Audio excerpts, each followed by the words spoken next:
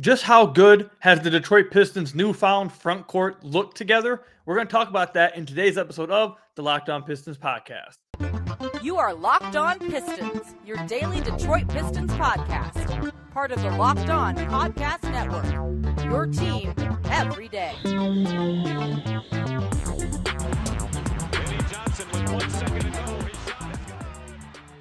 What's the deal? Welcome back to another episode of the Locked On Pistons podcast. Per usual, I'm your host, Ku Cahill. You can find me over on Twitter at Ku Cahill. I want to thank you guys for making Locked On Pistons your first listen of every single day. We are free and available on all your podcast platforms. And if you haven't already, head to the YouTube channel at Locked On Pistons, hit that subscribe button, or leave us a 5-star review on whatever podcast platform you are listening to this on. That's another great way to support the podcast. So we got a lot of things I want to talk about today on the podcast. I want to talk about some of the Pistons decisions in the clutch in the final 5 minutes of games offensively. I want to talk about some decisions that are being made by the coaching staff when it comes to some of the backcourt players, specifically a backcourt player. I think we know who I'm talking about late in the game. But I want to start off, obviously, with what I said in the cold open, which is the Pistons front court of Isaiah Stewart and Jalen Duren. And another thing I want to start doing at the beginning of each podcast is to be interactive with you guys and hear from you guys. I'm going to start asking you questions about players, and I want you to tell me your guys' answer, what you guys believe in the comment section down below. So, or over on Twitter, obviously, if you're listening on the podcast or a podcast platform, let me know on Twitter at Ku Cahill. First question I have, I saw an interview a few days ago from Johnny Kane. He interviewed, I believe, he asked a question to Killian Hayes, and he asked Killian Hayes by him getting closer to a triple-double. And Killian Hayes laughed and said, "I'm trying." Do you guys think that Killian Hayes ends up with a triple-double at any point this season? Yes or no? Let me know in the comment section down below or over on Twitter at Ku Cahill. The Pistons decided to start Jalen Duren finally last week. Now, you guys remember leading up to them deciding to start Jalen Duren, I made a podcast, I believe actually 2 nights before they actually did it, saying it's time to start Jalen Duren. And my whole argument for it was that we were seeing Jalen Duren close games. We were seeing Jalen Duren play more minutes than Marvin Bagley. They were getting destroyed on the offensive, not just the offensive, but the defensive glass. Overall, just on the glass and in the paint with Isaiah Stewart and Marvin Bagley starting together. They weren't playing with real size, and it didn't feel like the Pistons were starting two bigs. And I said the Pistons need to start Jalen Duren. He might already be their best big, to be honest. A few nights later, they start Jalen Duren. And they have looked fantastic together. How good have they looked? Well, they've played 168 minutes together. In these 168 minutes, they have an offensive rating of 113.3 and a defensive rating of 107.4. They have an overall net rating of plus 5.9. Now, I just want to put into perspective how good that is. The Pistons are not a good basketball team. They're one of the worst teams in the league. Okay, I know people may not want to hear that. I know that's something that it's tough to hear, but that's just the simple truth. They're not a very good basketball team at all. So for the fact that a duo that's playing that many minutes recently together, for a team that has an overall on the season, their plus minus is minus 211. For them to have a plus 5.9 as a duo for a team that's been very bad is pretty damn impressive. Pretty damn impressive. And here's another point I want to bring up about this front court here. Not only has Stu looked pretty comfortable at the 4 position, he has some stuff he obviously has to improve on. There's some things I don't like that he does, but overall, he looks like he feels pretty comfortable playing the 4 spot, and he's looked a lot better than I thought he was. In the offseason, you guys will remember, I wasn't a big believer of Isaiah Stewart, the starting 4, or basically the power forward at all. And he's looked a lot better at that. I'll eat my crow. I'll admit when I'm wrong. He's looked comfortable with it. He's hitting outside shots. Love seeing it.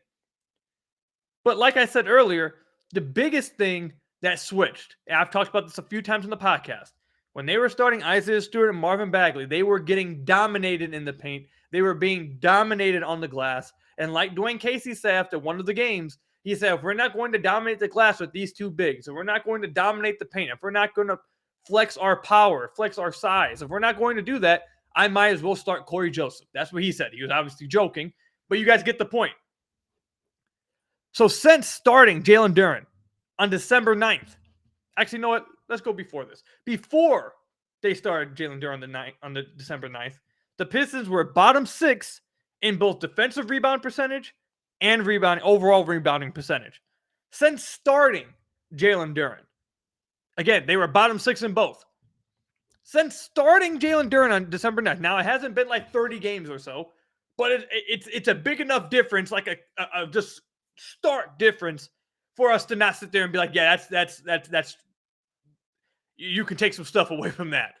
So again, bottom 6 in both. Since starting Jalen Duren on December 9th, they are 10th in offensive rebound percentage, 6th from bottom 6 to top 6 in defensive rebound percentage, and 10th overall in just overall rebounding percentage. They went from getting destroyed on the glass with Marvin Bagley and Isaiah Stewart to dominating teams in the glass. They went from losing the paint battle to dominating the paint battle. They went from not being able to flex their strength and size to flexing their strength and size anytime they can. They went from not really having a big guy on the court. They had two quote-unquote bigs, but they didn't really have a big guy in the court, to having a mini Orlando Dwight Howard on the floor. And it's made an insane difference for the Detroit Pistons in just a few games that he's started already. I don't think I think those numbers speak enough for themselves to just how big of a difference it is. But just going without the numbers, I can't say any more about how big Jalen Duren has been for the Pistons since coming to the starting lineup. And heck, even before he came into the starting lineup and they were playing him more minutes than Marvin Bagley and they were closing with him some games, he has been nothing short of fantastic for the Pistons. This kid's 19 years old. 19 years old. Over the last 5 games, all the 5 games he started in, he's averaging 14 rebounds a game. 14 rebounds. He's averaging 8.6 points a game, 60% from the floor. This is exactly what you guys remember. If you guys have been listening to the podcast since the offseason, you guys remember in the offseason, I sat on this podcast and begged for days, weeks, months that the Pistons desperately need to get a big that was a lob threat, could protect the rim, could set hard screens, and could rebound the basketball and finish around the basket. They just needed that. They didn't need some guy who could go out there and try to create his own shot. They didn't need someone to go out there, try to do all this crazy stuff. No, they just need a simple guy who could hold it down at the center spot, who could set screens, have rim gravity on his lobs and his rolls, protect the rim, and grab rebounds. And heck, Jalen Duren does something else that we didn't even talk about. He's a damn good passer. He's been grabbing offensive rebounds and kicking it back out. There's been a few offensive rebounds where he will dump it off to a guy cutting to the rim instead of forcing up a bad shot. And he dunks everything he possibly can with authority. The amount of times that this dude dunks the ball one-handed and then brings the rim down with him and just hangs there for a second is crazy. I don't know how he does it. He makes it look easy. It's hard to stop him from dunking the ball. And with him dunking the ball, he's not going to miss much, which is why he's shooting 60% from the floor. So you have an efficient guy who can catch lobs, who's passing out a short roll and offensive rebounds, who's dominating the glass, who's protecting the rim while getting block shots and just going vertical, knowing when to jump. Look, the front court as a tandem has been outstanding. Him and Isaiah Stewart have looked great together.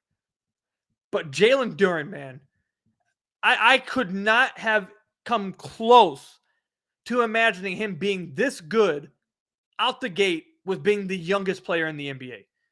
It's crazy that he's this good already. It's crazy that he's this good. How much he's learning defensively. Now, he still has quite a few lapses in drop coverage, not very good reps sometimes in the pick and roll coverage.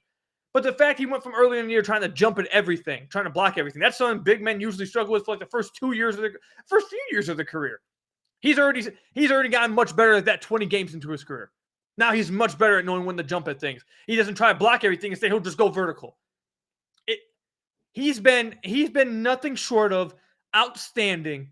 And no, he won't win Rookie of the Year.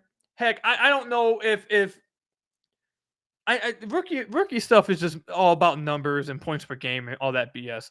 So I don't know if he'll even make the all rookie first team. He should if he continues to play like this. But I know it's about points per game, whatever. But he's looking like one of the best rookies coming out this draft. And it's crazy that Charlotte got rid of him. I'm telling you guys this right now. I know you guys love Jaden Ivey. You should. He's explosive, all that. I think that Jalen Duren is showing this right out the gate that all the teams that passed on him will regret it. A lot of the teams, maybe not all, but a lot of the teams that passed on him are going to regret. This dude is going to be awesome. Absolutely awesome. And his difference already in the starting lineup, you can notice it instantly.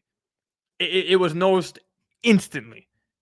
So they've been together as a tandem, but really just Jalen Duren's been just crazy, man. He's crazy.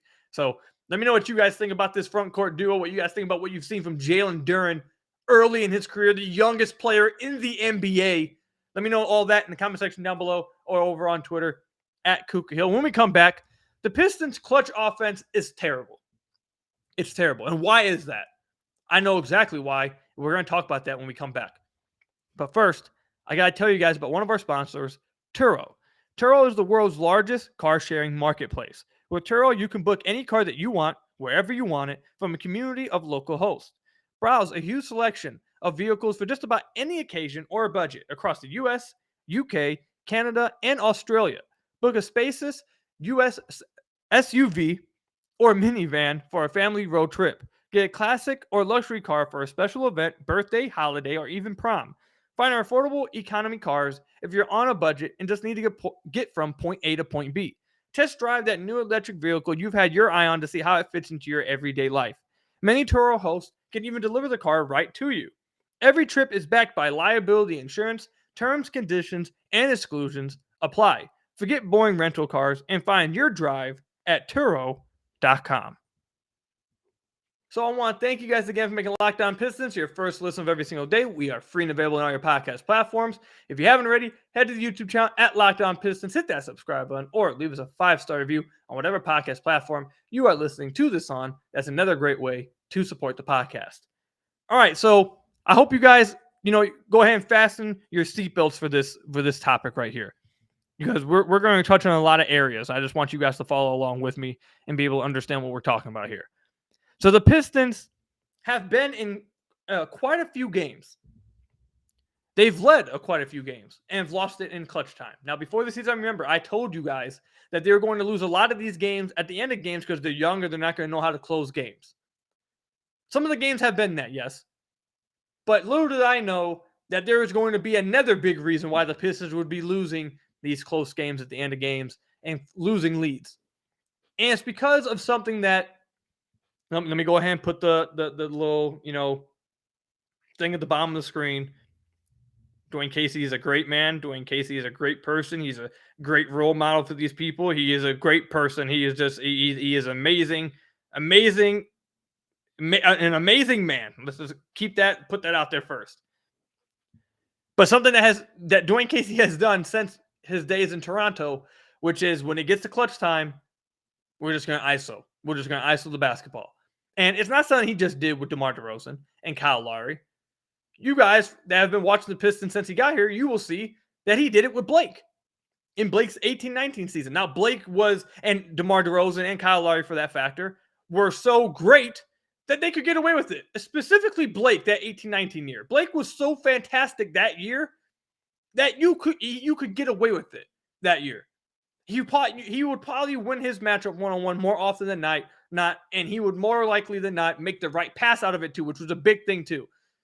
If you're going to go do that, you need to have a guy who can create advantages for himself, but when the defenses react to him, he can make the right read and pass out, and Blake was fantastic at that. But even after Blake, Jeremy Grant, when Jeremy Grant was here, it was just ISO late, and people didn't like Jeremy Grant, the closer, because they say he can't close the game. Well, maybe he's not an ISO player to close the game out against other teams' best defender. It's something that Dwayne Casey has done throughout his whole career. I don't want to hear nothing else about it, that, he's tanking this, he's tanking. No, talk to Toronto people. Talk to anyone who watched the Pistons during 18-19, 19-20, 20-21 season. It's the same thing he's done throughout his whole career. It's just what he believes. And it hasn't worked this year for the Pistons because the person they're doing that with is now Bojan Bogdanovic. And in the final 5 minutes of close games, which is what NBA.com considers clutch moments, Bojan Bogdanovic has had 16 games with the Pistons in this scenario. You want to know what Bojan Bogdanovic is shooting? Now, this is a guy who's damn near 50, 40, 90 on the season. But in these moments, Bojan Bogdanovic is shooting 32% from the field and 25% from deep. 32% from the floor and 25% from deep. That's horrific. But yet the Pistons keep going to him to ISO against whoever it is on the other side of the floor, whoever it is on defense, and they just give him the ball and say, you know what, screw all the other offense that we were running before. Screw all the pick and roll stuff that we were running with Killian Hayes and Jalen Duren. Screw all the pin downs that we were. Screw all that stuff. We're going to give Bojan Bogdanovic the ball, and he's just going to take us to the promised land. And rarely has he done that. And quite honestly, he's been poor, quite poor in these situations. And I can't even blame Bojan as much because this is a situation that they're putting him in, and he shouldn't be put in those situations. Just real quick, I had to, you guys know I have an agenda, so just sidetrack real quick. You want to know who is averaging the most points per game in these moments, last 5 minutes? You want to know who is the second highest field goal percentage in these moments? You want to know who is shooting the highest percentage from deep in these moments? Number 7, Killian Hayes. That's who it is. But anyways, back to the point. The Pistons have to stop doing it. They have to stop going to Bojan just straight up isoing.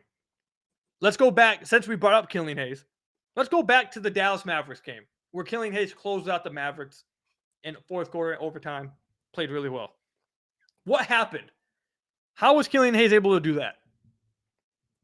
Did he go out and get his own shot a few times? He did. Yes, he hit a few pull-up jumpers, his own, just straight up isoing, or, off a picker. He had a few pull-up pick and roll a few pull-up middies off pick and roll. My goodness. On Luka. But the 2 threes that everybody remembers, the 2 threes from the right wing that iced the game for the Pistons, those 2 threes, what did they come off of? Do you guys remember? They came off of the team doubling Bojan Bogdanovic. Bojan Bogdanovic then getting to Killian Hayes with an advantage because he's been doubled. Now the Pistons are playing 4-3, and Killian Hayes is now able to attack a rotating defense, a defense that is scrambling, and he was able to score in both of them. Now, if the Pistons want to go to Bojan, and I've said this over and over on the podcast, I don't know how many times I had to say it, but if you want to play through Bojan down the stretch, you can absolutely do this. You can absolutely do that. You can play through him down the stretch, but you shouldn't just straight up ISO him. You want to know how you do it? I have a perfect example from yesterday's game, or game 2 days ago against the Brooklyn Nets. With 2 minutes and 20 seconds left, I tweeted this clip out and broke it down. With 2 minutes and 20 seconds left in the fourth quarter, the Brooklyn Nets were playing switch defense. They were switching everything. They weren't even trying to get over screens. They were switching everything. And I talked about this during our watch party. If you guys want to be a part of them, at playback.tv Pistons Watch. Go subscribe to the room over there. We have watch parties for every Pistons game. A lot of fun. I broke this down as soon as I saw this happening. If the Nets are going to play switch everything defense, and you want to go to Bojan, the very simple thing to do, which they did twice down the stretch of the final 5 minutes, but they didn't do it every possession, and they should have been every single possession, just like the Celtics did in the playoffs to the Nets last year, and just like any competent team against the Nets do when they get into close games like this. If the Nets want to switch everything, and they got Kyrie on the floor, you put Kyrie Irving's guy in a screen, get the switch, and then you feed the guy who Kyrie switches on, because what the Brooklyn Nets will do, and what they did all yesterday, they will bring a double to whoever Kyrie is guarding to get the ball out that guy's hands.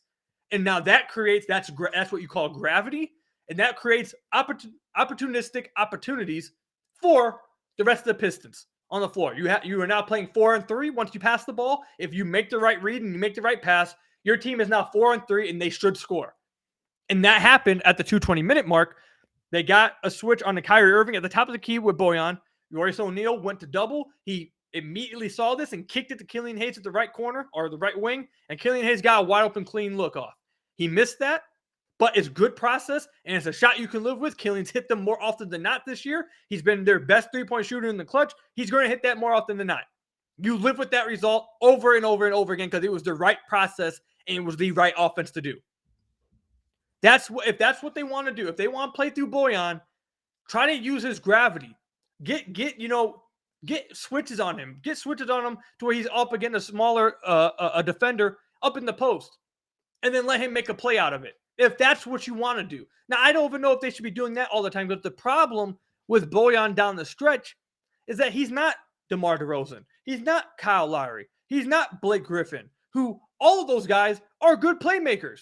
So if a guy doubles or defense sucks in on them, they know how to find the open guy. They are really adept at doing that. They are really good at it. They can find the open guy over and over and over again and get easy looks. Bojan cannot do that. The play right after this one, the one I just broke down, the play right after this, they did the same thing to get Kyrie Irving on Bojan on the right block or on the right block. Kyrie pushed him out a little bit. He caught it around the high post area. Killian Hayes entered it to Bojan. Royce O'Neal was going to go for the double, and instead of Bojan doing the same process and hitting Killian Hayes, who's wide open for three, or Killian Hayes could even caught the ball if someone rotates to Killian. He swings past to the right wing. Now you got a right wing open three. That all is good process. That's how you run your offense. Instead of him doing that, as soon as he caught the ball, he turned around, shot it, missed it, rushed the shot, and instead of having good process, you had a tough shot that was missed. That's the problem here. If you had a player who was a good shooter, who's a good scorer, and also a really good passer, then you can do that. You can probably get away with it. He'll bail you out more often than not. But the Pistons don't have that. They don't have that guy. And it's routinely killed them over and over and over and over again in the clutch for them. That's why they've lost so many games in the clutch. Bojan's doing so poorly in the clutch because this is not the type of player he is. Once defenses get up in him, play physical with them, he's going to turn the ball over. He's going to force tough shots. He's not going to make the right read majority of the time because that's just not the type of player he is. So stop. We're damn near 30 games into the season. It's not working. Stop. Actually, we are 30 games into the season. Just stop. It does not work. It doesn't. Go back. Just run the offense that you've been running the whole game. The Pistons were about to score 130 points this game by just running good offense. Why do you always have to stop running the good offense to go to the ISO that doesn't work? We haven't seen it work once this year. I don't get it. I don't get it, but I had to talk about it. That's why the Pistons are losing so many games in the clutch. That's why. In close games, this is why they lose so many games. That's why they lost the game to Brooklyn yesterday. Yes, they had bad defense, but they had multiple chances to keep up with Brooklyn in the fourth, and just they went away from what was working. So let me know what you guys think about this. You guys see the same struggles, the same annoyances you guys?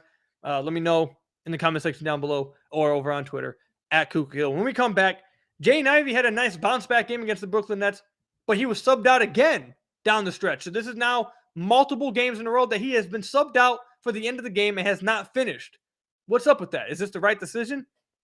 We'll talk about that in the segment upcoming. But first, I have to tell you guys about one of our sponsors, BetOnline.net. BetOnline.net is your number one source for sports betting info, stats, news, and analysis. Get the latest odds and trends for every professional and amateur league out there, from pro football to college bowl season to basketball. And by the way, I hope you guys had a great time watching the World Cup. You guys could have even been taking your chances over at BetOnline.net with the World Cup. They've got it all at BetOnline.net. If you love sports podcasts, you can even find those at BetOnline as well. We're always the fastest and easiest way to get your betting info. Head to the website today or use your mobile device to learn more about their trends and action today. And if you head over there and you click on the basketball tab, you will see they got the favorites for MVP, Rookie of the Year, Sixth Man of the Year, Most Improved Player of the Year, Coach of the Year, championship odds, worst team in the league odds. They got all of it over at BetOnline.net. Click that basketball tab, head to the website today, or use your mobile device to learn more about their trends and action today. BetOnline, where the game starts. So I want to thank you guys again for making Locked On Pistons your first listen of every single day. We are free and available on all your podcast platforms. If you haven't already, head to the YouTube channel at Locked On Pistons, hit that subscribe button, or leave us a 5-star review on whatever podcast platform you are listening to this on. That's another great way to support the podcast. All right, so Jaden Ivey has been struggling a lot as of late. He had been struggling a lot. But this past game against the Brooklyn Nets, he had a bounce-back game. He had 19 points, 7-11 shooting. He had 1 assist to just 1 turnover. You would have liked to see more assists, but he didn't turn the ball over a lot. He had a bounce-back game. He looked good. He was aggressive getting to the rim. He had a dunk on Yuta Watanabe. Just sent him to the shadow realm. It was amazing. He did all that. but he didn't get to close the game. He was subbed out again. He didn't hit the 30-minute mark. He has not hit the 30-minute mark since the game against Dallas that we talked about earlier. He has not hit the 30-minute mark since then. What's going on? Why is that the case? So this is what's going on with Jaden Ivey. This is why Dwayne Casey is benching him at the end of games. He's making many defensive mistakes. And the second thing that happened, and I watched this happen yesterday's game. So the Pistons ran an action yesterday that they run a lot. They run it all the time. I don't really know how to describe the action. It's kind of like a 3-man weave kind of thing. Killian brings it up, hands it off to someone at the left wing. That person runs around, gives it to the guy at the right wing. Then that guy at the right wing throws it back to Killian, who's rotated to the top of the key. And then they run a pick and roll for Killian with Jalen Duren or whoever's the big guy. They do it a lot. I'm sure you guys know what action I'm talking about. They run it probably like 10, 15 times a game. So they're running that action. Killian Hayes gives it to Stu. Stu rotates around. He's going to Ivy's side to give it to Ivy, so Ivy can then dish it to Killian, and they can get their pick and roll going. And as Stu's being pressured as he's doing this, he's walking over to Ivy. Ivy's not paying attention. Either he's not paying attention, or I don't think he's just like, I don't think he was just ignoring Stu. At least I hope not. I hope that's not what it was. It looked like he was just not paying attention and was just out of it. But Stu was going to his side, and at one point you saw Stu screaming at him and waving to come on, and Ivy just wasn't moving. So then Stu had to try a crossover back, try to get back to Killian, couldn't do that, and then that ended up into Stu having to try to do an ISO and force up something at the rim, and he was visibly frustrated. And immediately after that play, Ivy was taken out of the game. I don't know what that was. I'm assuming. I think it was just innocent. I wasn't paying attention. I zoned out. It is what it is kind of thing. But those kind of mistakes, I can't get mad at Dwayne Casey for not playing Jaden Ivey down the stretch when he's having those kind of mistakes. I can't. I cannot sit here and say that Dwayne Casey is doing the wrong thing by taking him out of close games at the end if he's going to do stuff like that. I can live with Jaden Ivey. Look, I can live with Jaden Ivey missing. And you guys know this. I've been throughout the year, majority of the time I've been with, and I'm going to bring up Killian because basically we've talked about this too. Killian and Ivy have been like this package deal for a lot of this year with Dwayne Casey. When one comes out, the other comes out with them. When they come back in, they come back together. Usually there's like some package deal. I don't get it. And I've been throughout the whole year saying, if they are making mistakes, let them play through it and just let them close games. There's been one other time when I've said, okay, I get it. But most of the time, I'm on the fan side and saying, just let them play through the mistakes. Mistakes such as being too aggressive, missing shots, maybe taking a shot you shouldn't have taken, trying to be overly aggressive, maybe turning the ball over, trying to be overly aggressive and making a pass that shouldn't have made. Like, I can live with that. These are young guys. Let them play through that. But what I can't sit here and argue with Dwayne Casey about is if guys are routinely making the same defensive mistakes over and over in a close game down the stretch. And if you're just flat out not running the offense, if you're not running the set or a play that's called and you're just ignoring, well, I'm sure, again, I don't want to use the word ignoring. It looked like he was in his own head or just, somewhere else. He was just somewhere else, wasn't paying attention. And that got him yanked out the game. I can't sit here and come on this podcast and tell you guys, oh, yeah, Dwayne Casey should have just left him in the game for that. That's just a rookie mistake. No, that's not just a rookie mistake. That's a bad mistake that would get just about any player yanked out of a game. So did Jaden Ivey had a bounce back game? Yes, he was really good yesterday. But I'm pretty sure that this is now 1, 2, 3, 4, 5 straight games now that Dwayne Casey has elected to take him out the game, closing the game, and has not closed with him. And it's 5 straight games that I can't come on the podcast and say he was wrong. I want Jaden Ivey closing just as much as the rest of you guys. I want him getting that kind of experience just like the rest of you guys. But I can't come on here and say he should be getting that experience if he's going to continue to make the same defensive mistakes over and over and over again, be a liability on that end, take some really bad turnovers, even though I can live with some of the turnovers. But then more importantly, just flat out not running a play. And then getting your teammates like Isaiah Stewart into a bad position where now he has to try ISO, make something happen. I can't argue with that. So I think Jaden Ivey has hit a little bit of a rookie wall for sure. I think he's hit a little bit of that. He is coming back from an injury. He had about a week and a half. How long ago was that now? It was a little bit longer than a week and a half ago now. It's going on 20 days. So 20 days ago, came back from an injury. I know he might not be 100%. All that taken into account, I get it. We all understand. But the mental part where it just seems like he's having a lot of mental lapses, those have to go away. That has to stop happening. Or Dwayne Casey's just not going to close with them. He's shown over the last 5 games, if Jaden is going to continue to have mental lapses like he's had, he's just not going to close with them. And I can't be mad about that. So again, I'm just going to make this evident one more time. I can live with the turnovers. I can live with the bad shots. I can live with the missed shots. He'll learn from those things. But the mental lapses, I don't see how any of us can look at Dwayne Casey and say, Dwayne Casey, you're wrong for taking him out for that. I don't see how anyone can do it. So that's all I've got to say about the Jaden Ivey situation. I know a lot of people it's been a big topic in the Pistons community. It's been talked about nonstop for the past week. People are spazzing, fans are spazzing, and you guys know that I'm one of the people in the Pistons community, one of the content creators, one of the people who cover the Pistons, one of the only people who will be critical of Dwayne Casey and not be worried about it. So you guys should understand that a guy like me who's critical of him, coming to his defense here, I can't criticize Casey for this. So is what it is. Let me know in the comment section down below how you guys feel about this, or over on Twitter at Kuka Hill. But that's all I've got for you guys today. Thank you guys for tuning in for today's episode of Locked On Pistons Podcast, making it your first listen of every single day. We are free and available on all your podcast platforms. If you haven't already, head to the YouTube channel at Locked On Pistons. Hit that subscribe button. Leave us a 5-star review on whatever podcast platform you are listening to this on. And until next time, I will see you guys later. Stay safe, everybody. Go Pistons, and peace out.